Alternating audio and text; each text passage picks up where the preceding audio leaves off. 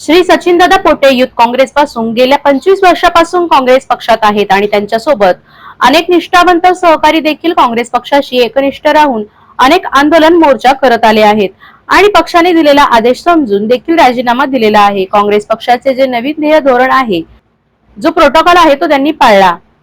त्यानुसार वरिष्ठांच्या सूचनेनुसार राजीनामा दिल्यानंतर नवीन नियुक्त जिल्हाध्यक्ष हे आधी असलेल्या जिल्हाध्यक्षांना भेटून पदभार घेतात अशी परंपरा आहे।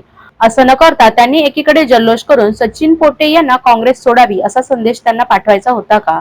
आणि ज्या राजाभाऊ पाटकर ज्यांनी 2014 ला सचिन पोटे हे काँग्रेसचे विधानसभेचे उमेदवार असताना सचिन पोटे यांच्या विरोधात बंड पुकारून भाजपामध्ये प्रवेश केला आणि काँग्रेसच्या विरोधात पूर्ण वेळ प्रचार केला। त्यानंतर ते 10 वर्ष भाजपा पक्षात राहिले आणि सत्ताधारी पक्षात असताना देखील भाजपा पक्षाने त्यांना साधे वॉर्ड अध्यक्ष पद देखील दिले नाही।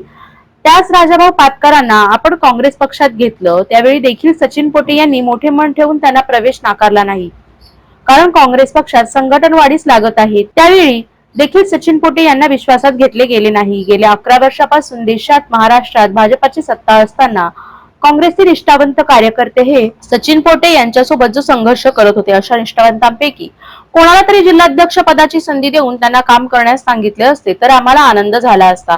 परंतु पक्षासाठी शून्य योगदान असलेल्या माणसाच्या गळ्यात एवढा मोठा पक्षाची धुरा देणे म्हणजे निष्ठावंत कार्यकर्त्यांचा सर्वात मोठा अपमान आहे आणि हा अपमान सहन न झाल्याने आम्ही राजीनामा दिला आहे। ज्याप्रमाणे भाजपा पक्षांमध्ये काँग्रेसच्या नेत्यांना घेऊन त्यांना पदे दिली जातात, त्याप्रमाणे काँग्रेसचं भाजप झाले का? भाजपाच्या लोकांना काँग्रेस पक्षात घेऊन मोठ्या पदावर बसवलं जातं। कल्याण डोंबिवलीमध्ये काँग्रेसची भाजपा होत चालली आहे। आमचे नेते माननीय खासदार राहुलजी गांधी साहेब, अखिल भारतीय काँग्रेस कमिटीचे अध्यक्ष माननीय श्री मल्लिकार्जुन खरगे साहेब, तसेच महाराष्ट्र प्रदेशचे अध्यक्ष माननीय श्री हर्षवर्धन सकपाळ यांना आमचा जो राग आहे तो या पत्राद्वारे आम्ही कळवत आहोत। जर त्यांनी हा निर्णय बदलला नाही तर आम्ही सचिन पोटे यांच्यासोबत वेगळं पाऊल उचलण्यास समर्थ आहोत आणि पुढे सचिनदादा पोटे यांच्यासोबत राहून सर्वसामान्य जनतेचं काम करतच राहू।